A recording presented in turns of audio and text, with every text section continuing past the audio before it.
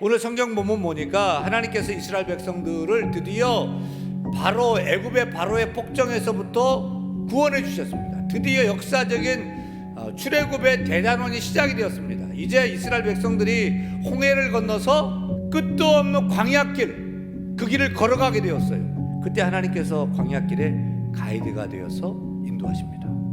여호와께서 그들 앞에 서가시며 낮에는 구름 기둥으로 그들의 길을 인도하시고 밤에는 불 기둥으로 그들에게 비추사 낮이나 밤이나 진행하게 하시니. 왜 낮에는 구름 기둥으로 밤에는 불 기둥으로 인도하셨을까요? 우리나라 한여름 어때요? 여러분, 대한민국 한여름도 뜨겁습니다. 덥습니다. 무덥습니다.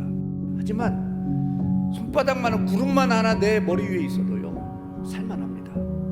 거기다가 살랑 바람이 불면은요 에어컨이 따로 필요가 없습니다.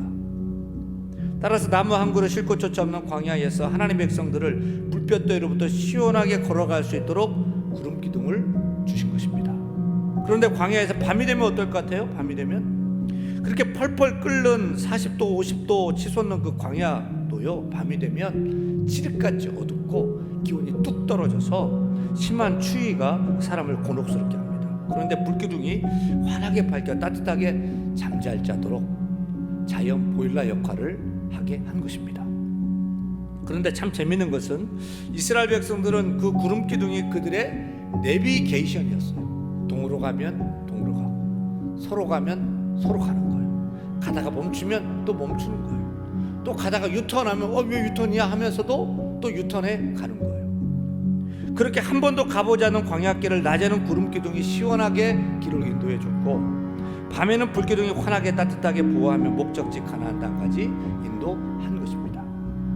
그렇다면 21세기 한국 땅에 사는 하나님 백성된 우리에게도 하나님은 구름 기둥, 불 기둥처럼 여전히 우리를 보호해 주시고 인도해 주실까요?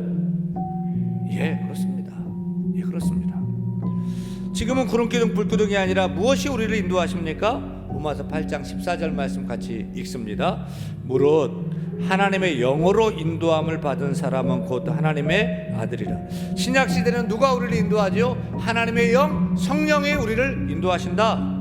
성령이 내 속에서 가이드하시며 인도하신 줄 믿으시면 아멘. 그 성령 하나님께서 우리가 이 세상에서 뜨거운 고통과 뙤약볕같이 피하기 어려운 괴로움을 당할 때 구름기둥같이 우리를 덮어 위로해 주시는 것입니다. 또 우리가 환난과 시련을 당해 어둡고 춥고 한기 느낄 때는 불기둥처럼 우리를 따뜻하게 보호해 주시고 이끌어 주시는 것입니다. 그러므로 우리가 성령의 늘 그 인도함을 받아야 돼요. 그러기 위해서는 하나님의 말씀을 펴서 읽고 또 말씀을 들어야 될 줄 믿습니다. 또 늘 기도에 힘써야 돼요. 또 예배하기를 힘써야 됩니다. 사랑하는 여러분, 성령을 인정하고 환영하세요. 성령을 내 마음에 받아들이세요. 그리고 성령의 충만함을 받기를 소원합니다. 우리 가운데 단 한 사람도 그 광야 같은 이 길을 걸어가다가 한 사람도 실족하거나 넘어지거나 길 몰라 헤매는 자 없고, 우리 모두가 다 성령의 그 인도하심을 따라서 천국까지 다 나아갈 수 있기를 우리 주 예수님 간절히 축원합니다. 축원합니다.